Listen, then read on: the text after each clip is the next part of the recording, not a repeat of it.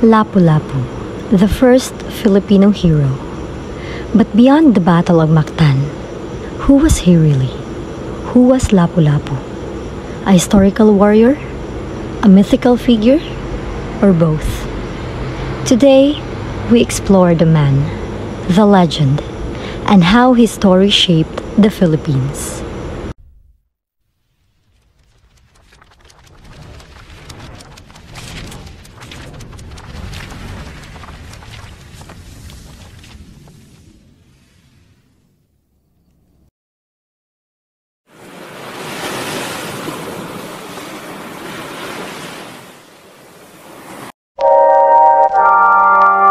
Lapu-Lapu is widely known as a hero who opposed colonization by vanquishing Portuguese explorer Ferdinand Magellan and his armies in the Battle of Mactan on April 27, 1521.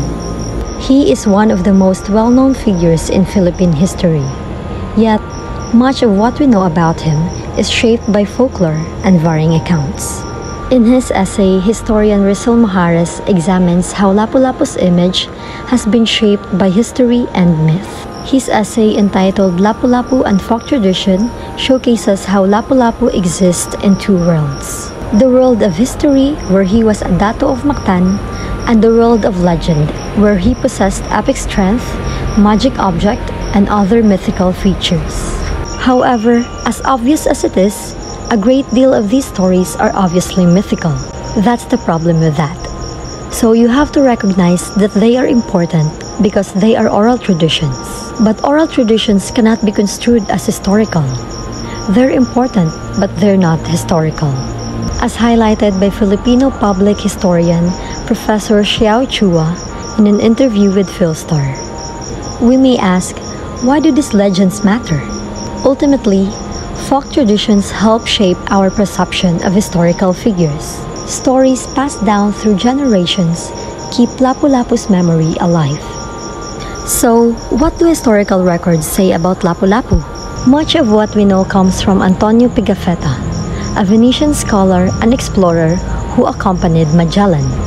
He describes Lapu-Lapu as a chief who refused to recognize Spanish authority, leading to the famous Battle of Mactan. Ultimately, the Mactan battle was a key event in Philippine history. Lapu-Lapu triumphed against a Spanish force and became a symbol of a native Filipino, successfully fighting off the colonial aggressor. However, beyond or even before the battle, little is known, or perhaps much, yet often inconsistent and at times even contradictory.